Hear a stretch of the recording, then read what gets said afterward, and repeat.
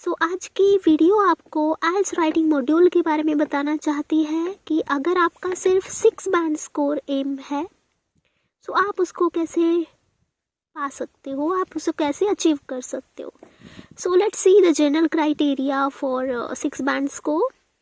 ये मैंने उठाया है बैंड डिस्क्रिप्टर से। पहला है आंसर द क्वेश्चन अप्रोप्रिएटली। ये जो 6 बैंड स्कोरर्स होते हैं वो लोग आंसर अच्छे से देते हैं। They have ability to organise an answer. Organise करते हैं यानी उनकी जो राइटिंग होती है उनमें मिनिमम 4 पैराग्राफ्स होते हैं और अच्छे लिंकिंग वर्ड्स यूज कर रहे होते हैं, वो ऑल्सो नोन एज कनेक्टर्स। और उनका जो तीसरा क्राइटेरिया है that is they tell their position clearly. वो अपनी पोजीशन क्लियरली बताते हैं और अपना ओपिनियन देके उसको एक्सप्लेन करते हैं, यानी मेन आइडिया देके उसको एक्सप्लेन करते हैं।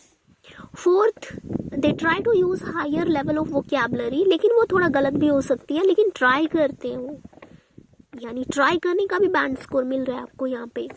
और फिफ्थ है वो लोग टास्क 1 की अगर बात करें उसमें एक ओवरव्यू लिखते हैं और स्पोर्टिंग डिटेल्स बताते हैं। They try to use the complex sentence structures, यानी ट्राई करते हैं। Maybe they are imperfect, maybe they are wrong, but they get the band score for that कि एटलीस्ट उन्होंने यूज तो किया, try तो किया। दे स्टेट एग्जाम्पल, वो अपनी राइटिंग में एग्जाम्पल देते हैं। प्लस देयर कंक्लूजन में बी अनक्लियर और रेपिटेटिव। कंक्लूजन उनका परफेक्ट नहीं होता, इवन क्लियर भी नहीं होता, लेकिन रेपिटेटिव भी होता है।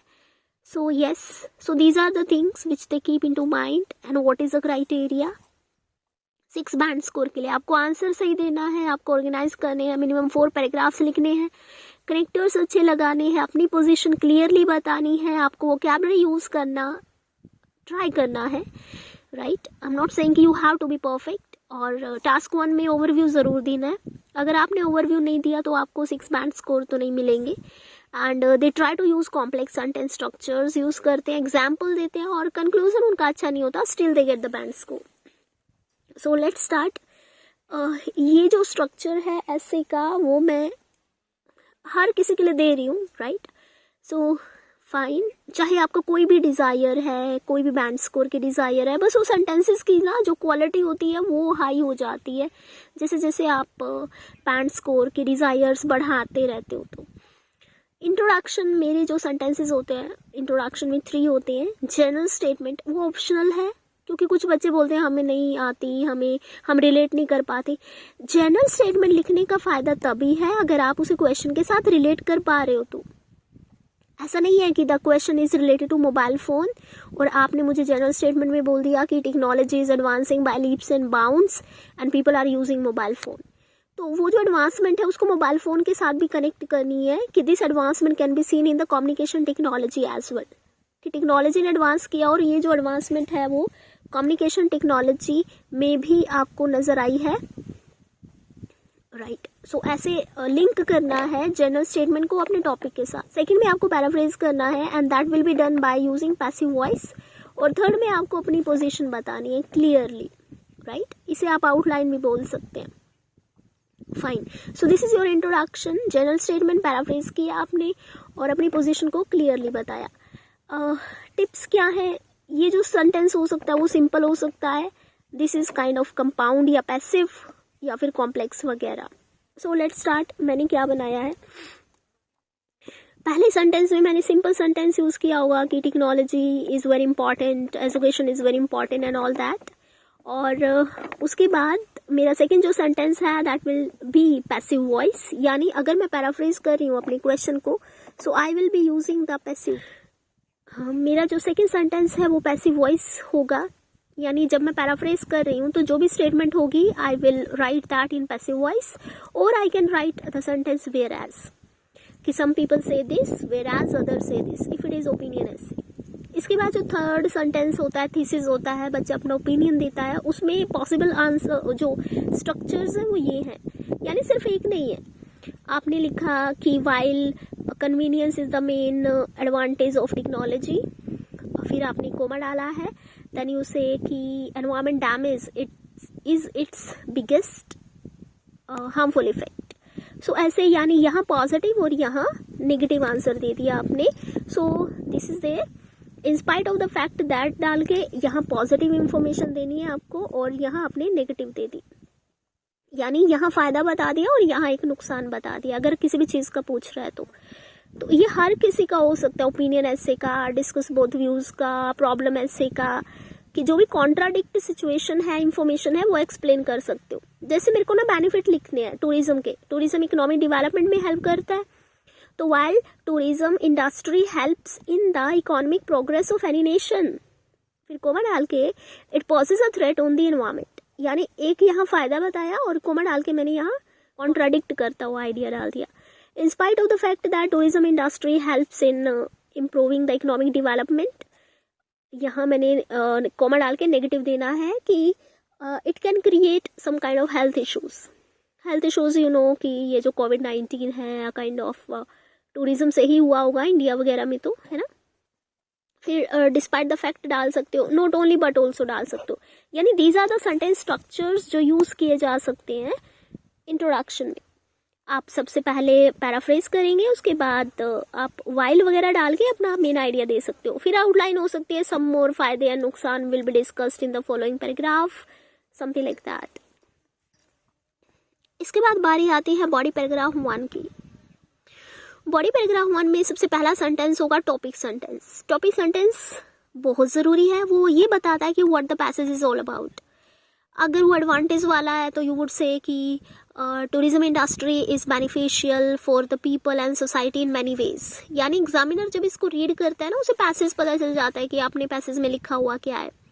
अगर वो ओपिनियन ऐसे है कि some people say that government should invest in art, तो आप यहाँ लिख सकते हैं there are many reasons as to why government should invest in art. Paraphrase करते हुए आप सिनोनिम्स यूज कर सकते हैं। तो वो था टॉपिक सेंटेंस कि पैसेज किसके बारे में है। इसके बाद आपको एक मेन आइडिया देना है। मेन आइडिया जैसे कि आपने टूरिज्म इंडस्ट्री का बताया कि इकोनॉमिक प्रोग्रेस होती है, राइट। तो आपने लिखा कि the most fundamental benefit is that it enhances the chances of economic progress. तो ऐसे है ना, आगे एक्सप्लेन करते हुए आपने कॉम्प्लेक्स सेंटेंस स्ट्रक्चर यूज करना है, दैट इज नॉट ओनली और बट ऑल्सो, कि ना सिर्फ लोगों को जॉब एम्प्लॉयमेंट अपॉर्चुनिटीज मिलती हैं, बल्कि काफ़ी सारी ये जो होटल इंडस्ट्री हैं और ये जो यानी सपोर्टिंग इंडस्ट्रीज होती हैं वो लोग अराउज होती हैं और जिसकी हेल्प से लोकल कम्युनिटी को फ़ायदा होता है, राइट। सो ऐसे आपने एक्सप्लेन कर दिया है। आप सेंटेंस स्ट्रक्चर यूज़ कर सकते हो एक्सप्लेन करते हुए, नॉट ओनली बट ऑल्सो या फिर एज वाला सेंटेंस।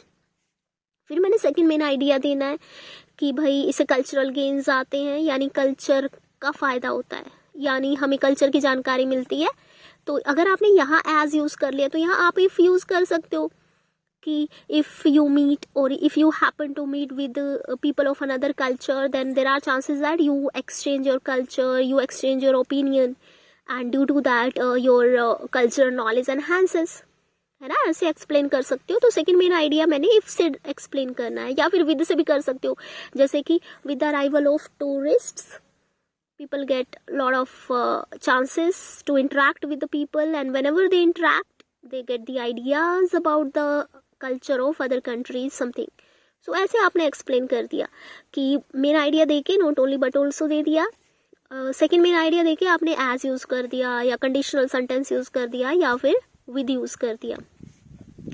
ये जो थर्ड सेंटेंस है ये मुझे नहीं लिखना चाहिए, थर्ड मेन आइडिया नहीं। यहाँ पर अब एक एग्जाम्पल देके आप इसको क्लोज कर दोगे पैराग्राफ को। पर्टिकुलर एग्जाम्पल जैसे इंडियन, जो अगर आप इंडिया में विजिट कर रहे होते हैं तो इंडियंस को उनके कल्चर की जानकारी मिलती है, प्लस हमें उनके कल्चर की जानकारी मिलती है, समथिंग लाइक दैट। सो ये था सेंटेंस स्ट्रक्चर, बॉडी पैराग्राफ 1 में यूज़ किया आपने। इसके बाद बढ़ते हैं हम बॉडी पैराग्राफ 2 में। वहाँ फ़ायदे लिखें या नुकसान लिखेंगे हम। सो बॉडी पैराग्राफ 2 में वैसे तो हर किसी के लिए, चाहे B1 के लिए B2 के लिए, टॉपिक सेंटेंस होता है, main idea explain, second main idea explain, example and closing sentence. So fine. So यहाँ बॉडी पैराग्राफ 2 में आप टॉपिक बताओगे, टॉपिक सेंटेंस यानी ये पैसेज किसके बारे में है, पैसेज किसके बारे में है, ड्रॉबैक्स के बारे में है ना ये। सो आप लिख सकते हो on the flip side it is detrimental for the society. इस डेट्रीमेंटल वर्ड ने क्या बताया कि पैसेज हार्मफुल इफेक्ट्स बताएगा टूरिज्म इंडस्ट्री के, ऐसे कर दिया। फिर आपने मेन आइडिया दिया कि एनवायरनमेंट के ऊपर बुरा प्रभाव डलता है, फिर उसको एक्सप्लेन करो। एक्सप्लेन कर सकते हो आप अब दोबारा से यानी यहाँ जो सेंटेंसेस बताए हैं इनमें से आप यूज़ कर सकते हैं। अनलेस वाला सेंटेंस स्ट्रक्चर यूज़ कर सकते हैं। सो ये हो गया। तो आप इवन इफ यूज़ कर सकते हैं, अनटिल यूज़ कर सकते हैं, ड्यूरिंग वाला यूज़ कर सकते हैं। तो यहाँ ना जब आप मेन आइडिया एक्सप्लेन करते हो तो आई सजेस्ट यू कि आपको कोई कॉम्प्लेक्स सेंटेंस स्ट्रक्चर यूज़ करना है।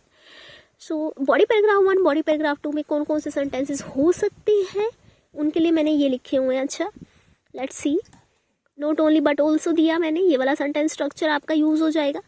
एज वाला कि जैसे कि टेक्नोलॉजी डेवलप हो रही है, ये चीज़ होती है। थर्ड वाला with advancement in, with arrival in, with while वाला सेंटेंस स्ट्रक्चर आप यूज़ कर सकते हैं इधर। ये वाइल वाला कि while conversating with the foreigners there are chances that you exchange your idea something.